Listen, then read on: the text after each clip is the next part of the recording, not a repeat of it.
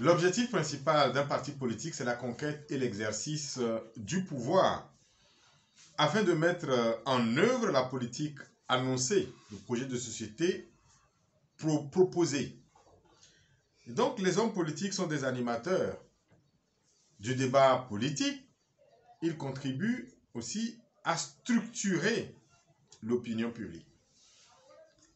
Un parti politique a donc l'obligation d'élaborer un programme présentant ses propositions, ses alternatives, qui, s'il arrive à conquérir le pouvoir, seront reprises dans le projet du gouvernement.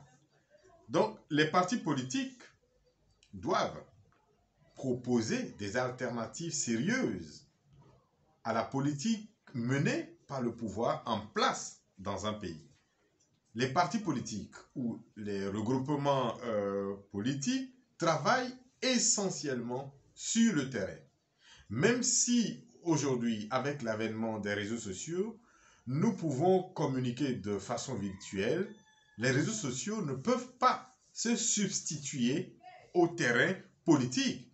Là où on organise des rencontres, des réunions politiques, des séances de formation, des militants, des séances de sensibilisation, etc. Mais au Togo, que constatons-nous?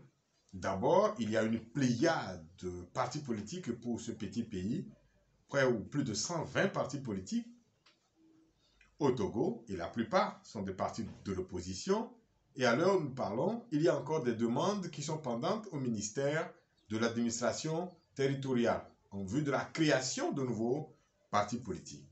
Alors, la plupart de ces partis politiques, ces plus de 120 partis politiques, n'ont pour terrain d'action que les réseaux sociaux. Et donc, à longueur de journée, dans les médias et dans les réseaux sociaux, ils accusent les autres leaders politiques qui, eux, essaient de faire un bon travail sur le terrain, qui essaient de remplir leur mission de parti politique sur le terrain, à travers la formation et tout ce que nous savons. Alors, ces partis politiques-là reçoivent des insultes, des accusations sans fondement venant de la part de ces petits partis, de ces micro-partis, qui savent qu'ils ne peuvent jamais conquérir et exercer le pouvoir, mais qui existent quand même et qui courent derrière les regroupements politiques.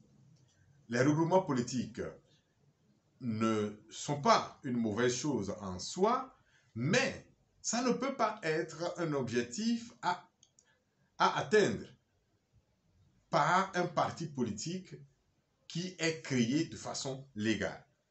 Il faut avoir les moyens, donc, de sa politique. Si on sait qu'on ne peut jamais conquérir le pouvoir et l'exercer, il n'y a aucune nécessité d'être constitué en parti politique. Ces partis politiques-là, la plupart du temps, nous ne connaissons que leur premier responsable, le président. Nous ne connaissons pas les autres membres des bureaux de ces partis. On ne connaît ni adhérents ni militants de ces partis politiques.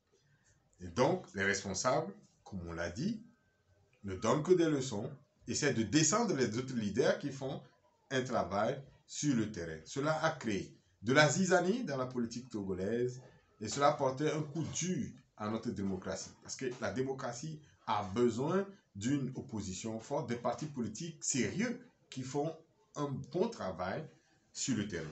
À côté de ces partis politiques, il y a des individus solitaires au Togo et dans la diaspora également qui sèment du désordre. Ils se proclament politologues, hommes politiques, politistes, tout ce que vous voulez, et ce sont des donneurs de leçons. Ils lancent également des incartades, des insultes, des dénigrements envers les leaders de l'opposition qui essaient de faire quelque chose sur le terrain en essayant de les descendre à tout prix. Ce sont des individus en fait à mal de sensations qui veulent juste se faire voir et eux, ils ont porté un coup dur à cette lutte pour le changement dans laquelle nous sommes depuis plusieurs années. Sans des accusations sans fondement, ils sont des maîtres dans ce domaine. Ils animent des débats sur les médias, dans les médias sociaux, à longueur de journée, juste pour détruire les autres. Il y a beaucoup de gens dans la diaspora que je connais qui ne ménagent aucun effort pour que ce Togo sorte de l'ornière. Mais il y a certains dans cette diaspora également qui ne foutent que de la merde. Ils ont contribué à détruire cette lutte et à l'heure où nous sommes actuellement, nous sommes dans un bourbier absolu. La politique est ramenée à un niveau si bas que le pouvoir en place, le parti au pouvoir, a comme un boulevard devant lui. Et en ce moment où le parti au pouvoir est encore sur le terrain, en train de se préparer ses militants, sa base, pour les échéances à venir, ces petits partis politiques-là et ces faux politiciens autoproclamés sèment le désordre sur la toile.